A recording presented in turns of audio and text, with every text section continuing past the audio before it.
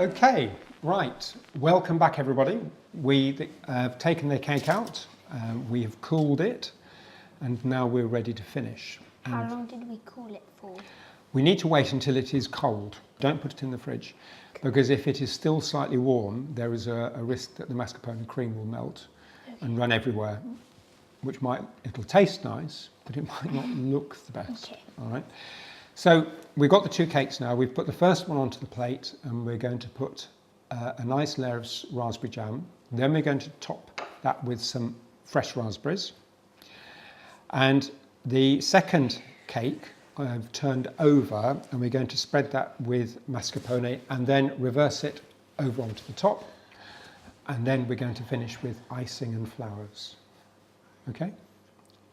I can see you're actually full of anticipation. Are we doing it on the flat bit so that it doesn't run everywhere? We're doing it on the flat bit, because if we tried to put the mascarpone on the raspberries, we'd have a problem. Yeah. I mean, it would look a bit like a car crash, actually.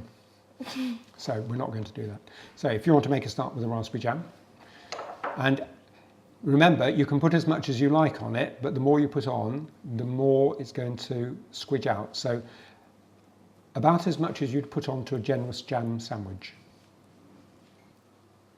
And you do need to get it to the edges, because that's what's going to stick the raspberries in place. You're pretty good at spreading jam, I'll tell you that. Be a lot of years of practice. No worries there, perfect. Right. So you want to put a layer of raspberries over? Yes. Yeah. Yeah. Do you want a hand with that? Yes, please. Okay, good.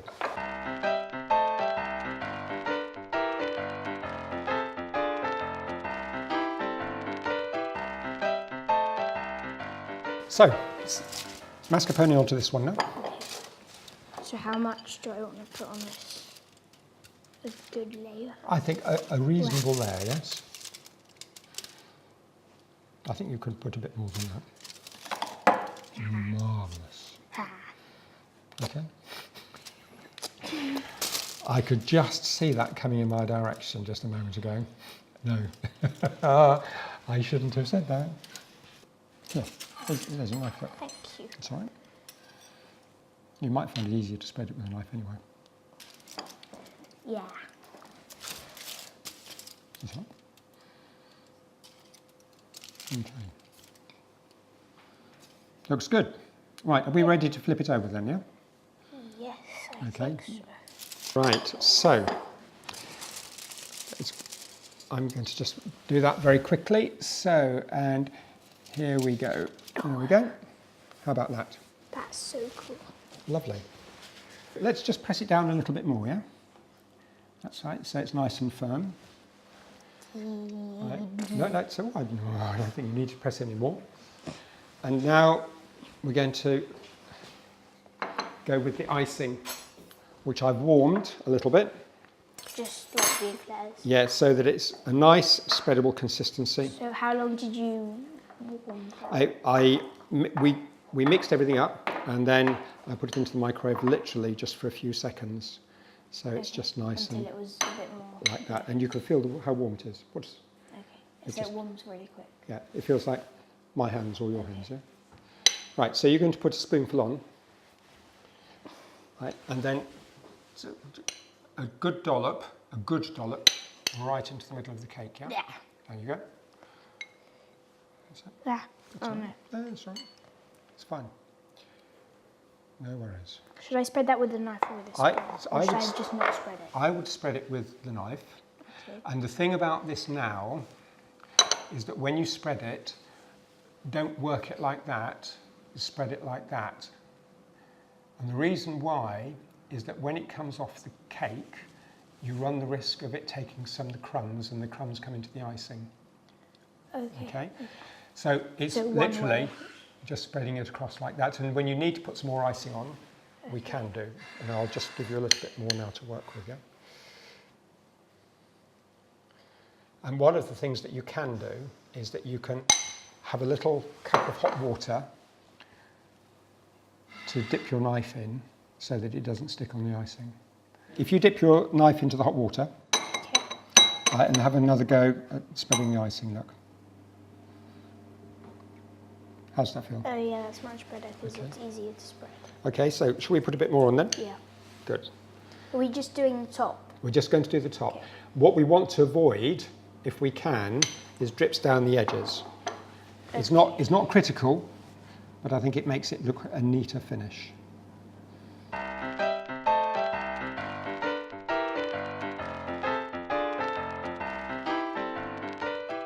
Now, what do you think about that? Oh, it's really satisfying. It is. It's a very satisfying thing to do. Can I make a suggestion? Yes, please. If you take this bit here, look, and this is the last bit. Oh yeah, the middle part because it's the big part. Right? But I think that is fantastic. I think you've done a really good You job. have a little bit of crumbs with that. That's fine. We can hide those with the flowers. Okay. We have our palette of flowers in front of us, and it's with you now. How would you like to do it, and what are you going to do? So I'm going to put a big flower in the middle and then I'll put some little ones. I think the only one of the big flowers that hasn't broke or is not going to break is this one here, but you'll need to pick it up by the bottom, yeah? The others, all the petals. But the petals also will look lovely. And where do you get these?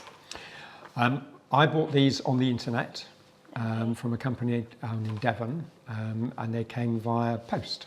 Okay, so you can just type up edible flowers. And you will get a number of suppliers up. Perfect. So easy to get hold of, very easy. That's beautiful.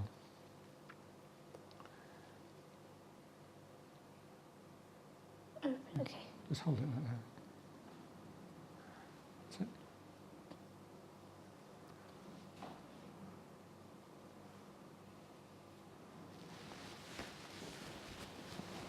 Yeah, that works much better. Okay. I think that's lovely. Then.